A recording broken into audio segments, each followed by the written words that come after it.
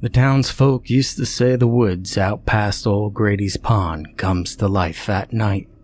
Old-timers gossip about how the trees are bare and how the wind slips through the branches with a sound like a buzzing whistle. They say you shouldn't go out after dark, not unless you want to disappear. And if that is your intention, then so be it. But I always thought that was just small-town paranoia. A bunch of hocus-pocus they would tell to scare the kids a bit.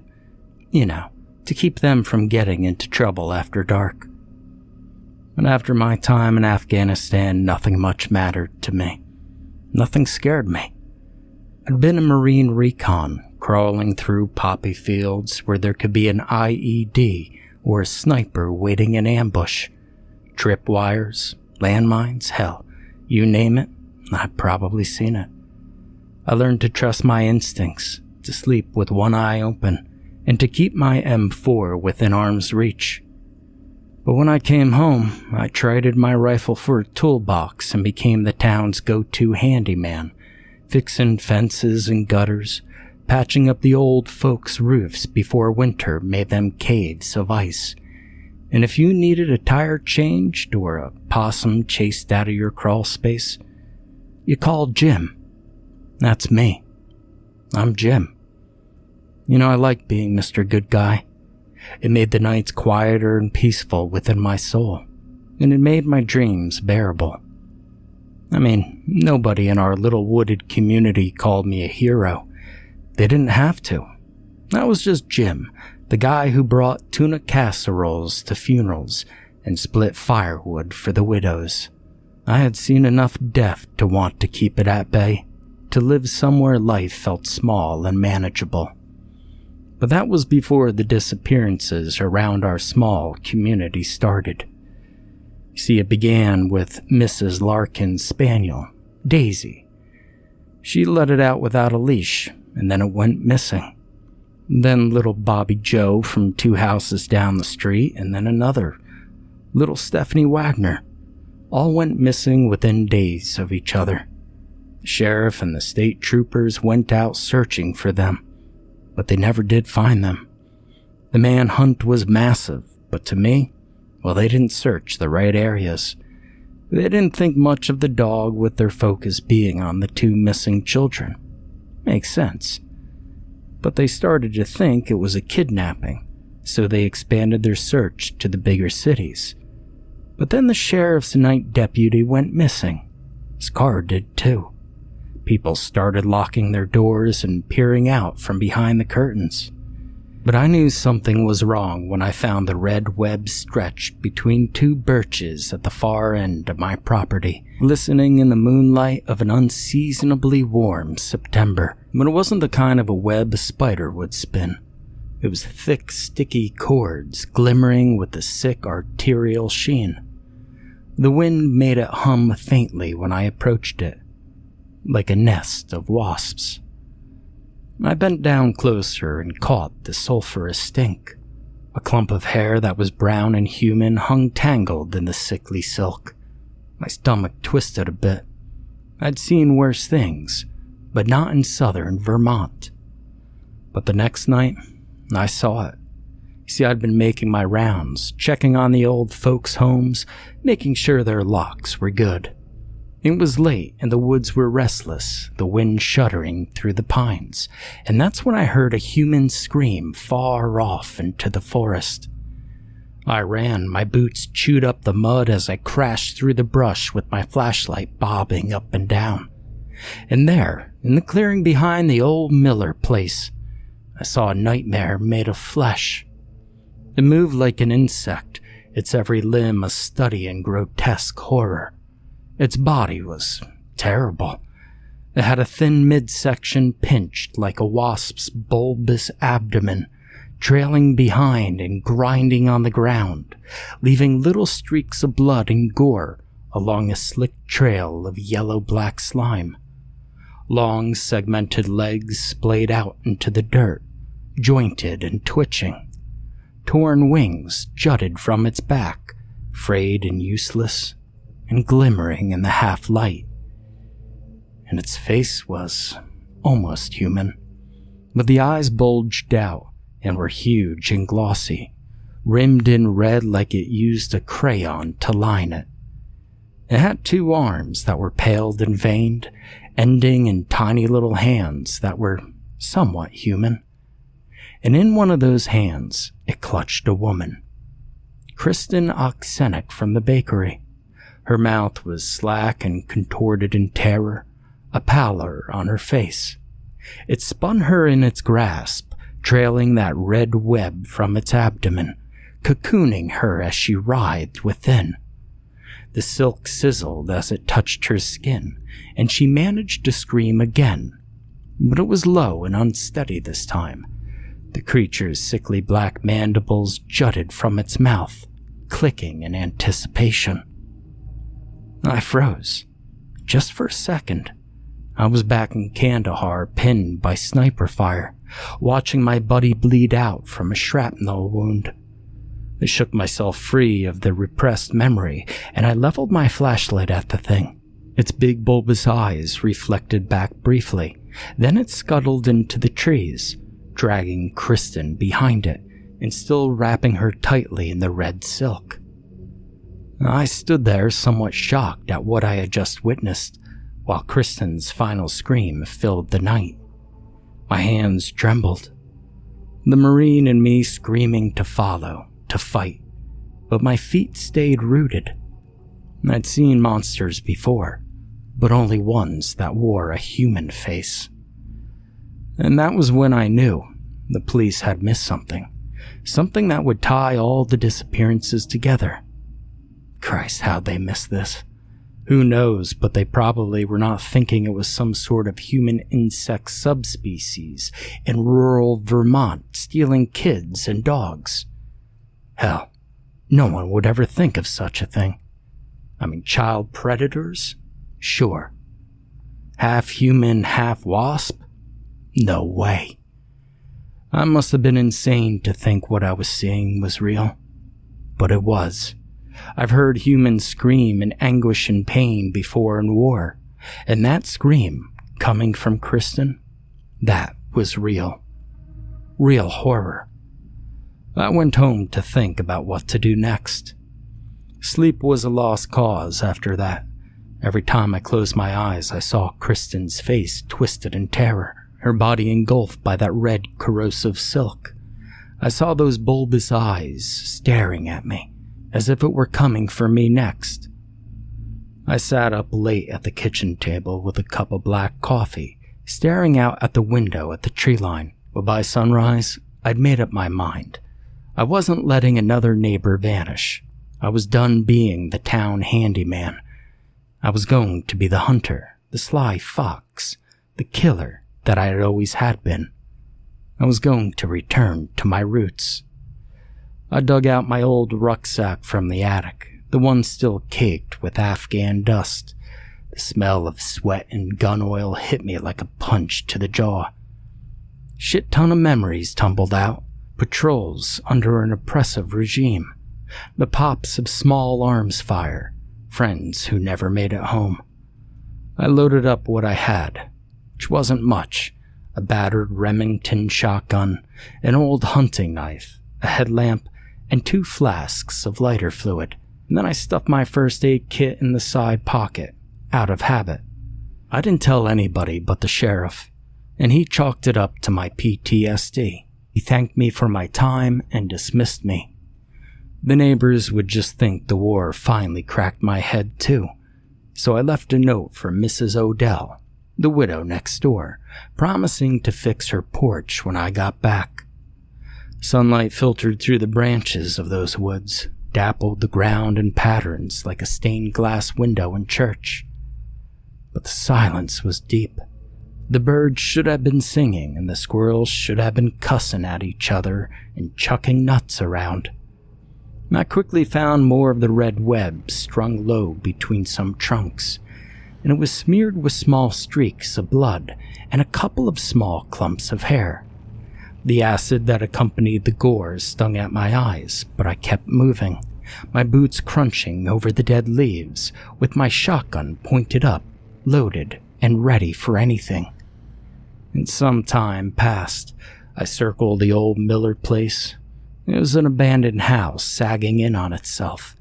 The windows punched out like an old-time boxer's mouth. The boards were rotting and the door was hanging off by one rusted hinge. In my periphery, I spied something moving inside that was quick and deliberate. I crept slowly closer, every step measured with my breath. My brain shot back to memories of clearing compounds in the Helmand province. Specifically, how you never knew if the next room held a family or an IED.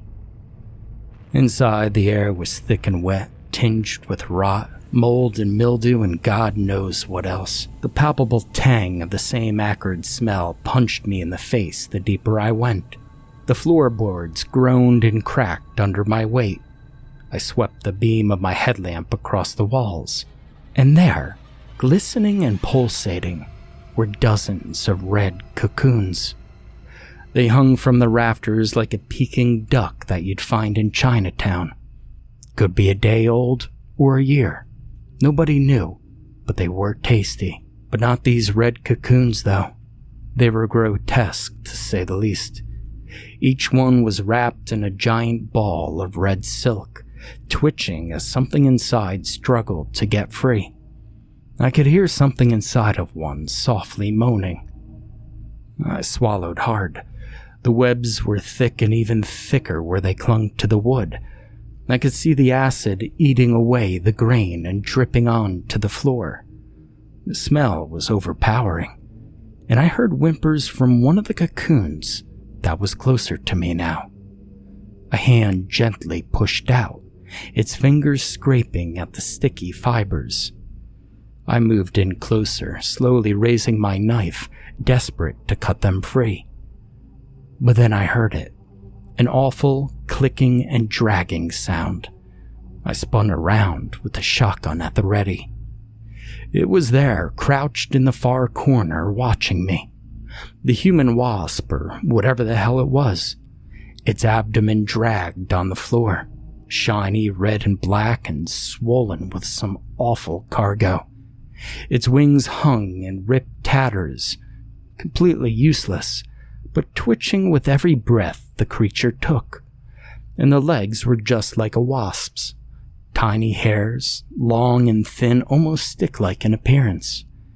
And the monster flexed as it rose up, each step completely alien of this earth. Its face glimmered in the headlamp's beam, and its eyes bulged out of its almost human-like skull. Its curved mandibles connected to a raw, exposed jawbone. It screeched a saliva-choking, half-muted scream, and I just about shit my pants. Now, I've seen a lot of horrid things in my day as a soldier, things that people are never meant to see. But this ugly son of a bitch, though, it was never even meant to be. Whoa. Come on, ugly, I muttered. My voice was shaking as I was thinking about my next move. Are we gonna do this? And then it lunged, and I immediately fired the shotgun, the blast echoing throughout the empty house. The creature shrieked and ichor sprayed from its side, hissing as it hit the floor. It didn't stop, though. It just got angrier. It swung one of those raptorial legs at me, raking across my denim jacket, ripping it and my skin.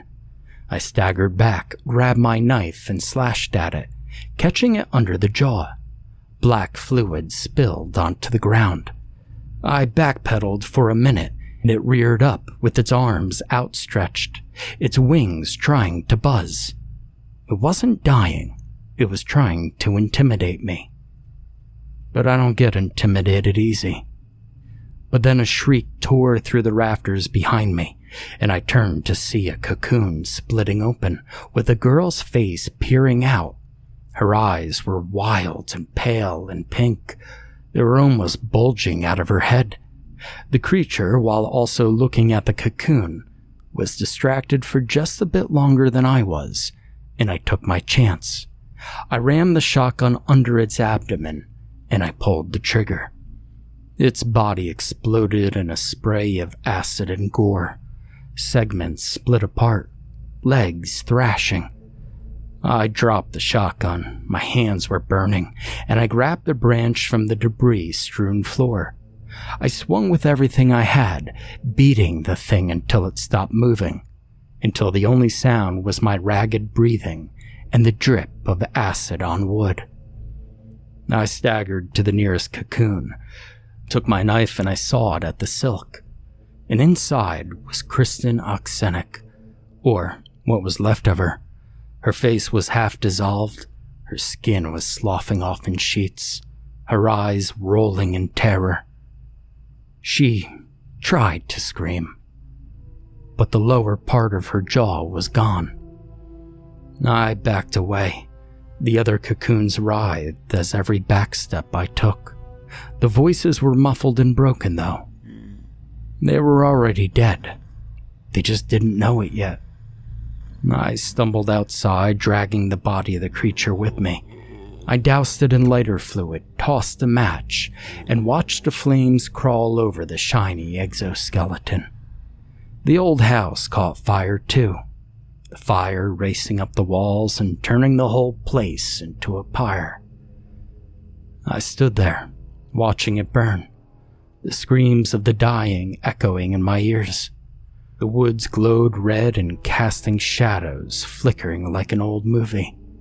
The flames roared, swallowing the house, the cocoons, and the monster that haunted our woods. And I sat there and I watched it until the roof caved in. Now, I didn't sleep the next night either. You see, every time I closed my eyes, I heard the wet tearing of silk and the sound of Kristen's ruined mouth trying to make some sort of noise. I mean, yeah, I torched the house. Sure I did. But I didn't think that was the end. You see, ugly things never die easy. They usually burrow deeper, build new nests, just like the Taliban did, just like all insects do. And so I spent the next morning cleaning my wounds, burning the acid out with whiskey and cussing until my voice was gone. The claw marks on my left arm oozed pus, and the smell made me gag a little, but I wrapped them tight and loaded up my Remington again. If the thing had kin, I was coming for him. And so I started at the edge of old Grady's pond, following the red web strung throughout the brush. Flies swarmed thick in the air, drawn in by the rot. The branches started to hang heavy with silk, sagging under the weight, and something dripped from above and spattered onto my cheek. I wiped it away, and I pressed on. The trail ended at a low gully, thick with cattails and mud. The air stank of a sulphurous swamp, water the color of a bad coffee mixed with duckweed. And there, half submerged in the reeds, I saw the nest. Now, when I say nest, it wasn't a hive. Well, not really. It was more of a tangle of logs and stumps, all webbed together with that red silk. And another creature was there, hulking over the water and dragging a fresh cocoon behind it. The cocoon writhed as if there was something inside clawing for freedom, and the human wasp's mandibles clicked, the drool dripping from its mouth as it pulled its prize to the edge of the pond. But I just sat there, watching. The creature took the cocoon and threw it into the water with a splash. Bubbles rose, popping along the surface. As the water turned red and yellow, bubbles rose and popped on the surface. The creature held the cocoon under, its arm digging in, as the person inside thrashed and shrieked. The sound was muffled and desperate. And then I saw the silk slowly unravel, the flesh sloughing off into the water. The wasp creature watched it, with its eyes glistening. There was nothing human in that stare. There was no mercy. There was no regret. Just a hunger. And then something in me snapped. I broke cover and I charged down the embankment with the shotgun raised. The thing turned, the water streaming off of its abdomen, with the mandibles snapping aggressively. I fired the shotgun and the blast catched it right in the chest. Chunks of slime and shell exploded out. It staggered back, but it didn't fall down. I pumped in another shell and I fired again, hitting it straight in its head. One of its eyes burst everywhere, black ichor pouring down its face. The creature shrieked, it buzzed its wings, and it lunged again. We crashed into the mud, but unfortunately its claws were digging for my throat. I jammed the knife up, catching it in the joint between thorax and abdomen. Its face got a bit too close, dripping acid onto my cheek and my ear. I screamed a rage-filled scream and drove the knife in deeper. The thing reared up while its legs were thrashing, but I grabbed a nearby branch, just as I had before, and I rammed it down again and again. The creature's exoskeleton snapped into pieces. Greenish fluid sprayed everywhere, and it twitched and convulsed, trying to crawl away. But I kept swinging until it stopped moving, until it was just a heap of twitching legs. As my face was on fire, I staggered back, noticing my arm was also in agony. The lifeless cocoon floated to the surface of the pond. I got in and I dragged it out while I was cutting at the silk, praying that there was something left to save inside. And inside was a man, half dissolved, its skin sloughing off like wet clay, and its eyes staring right past me. I stumbled up the bank, retching until nothing else came out. I doused that whole mess in lighter fluid. I flicked my last match, and I watched it all go up. The webs, the nest, the monster's broken body, the man in the cocoon. The flames hissed and popped, and oily smoke curled through the trees. And I stood there and I watched it in the glow with my shotgun slung over my shoulder, my face searing with pain. And I smiled a bit.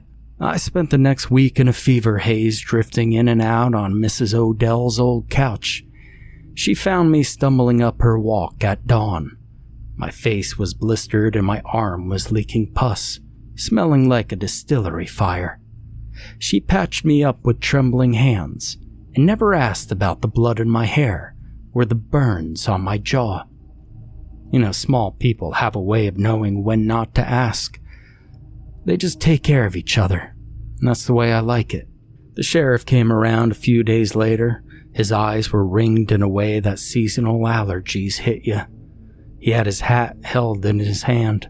He told me about the missing persons, 6 now, counting Kristen. He looked at my bandages, the mud caked onto my boots, and he finally said, You see anything out there, Jimmy?" There was a certain desperation in his voice. I looked him in the eye and lied through my teeth. "Nah, just coyotes, Sheriff. Maybe a bobcat. I'll keep an eye out." He nodded and drove off, leaving me alone with the truth. I tried to go back to normal. I did fix Mrs. Odell's porch, hammered the boards into place with hands that couldn't stop shaking. I mowed the grass at the church.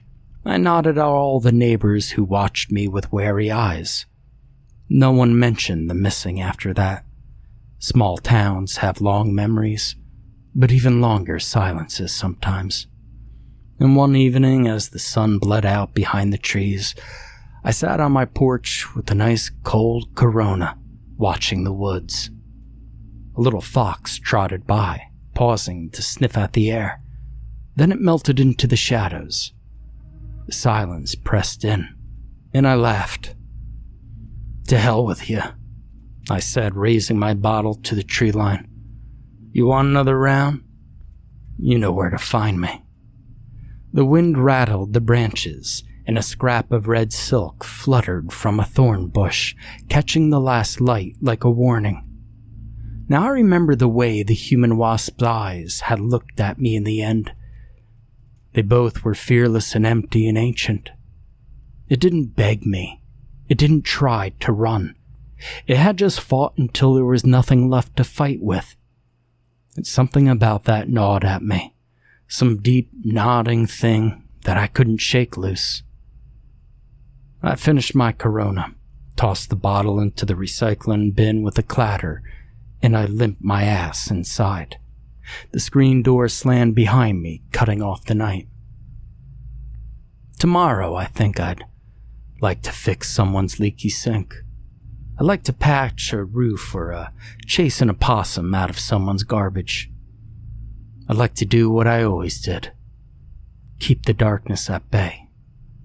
One little job at a time.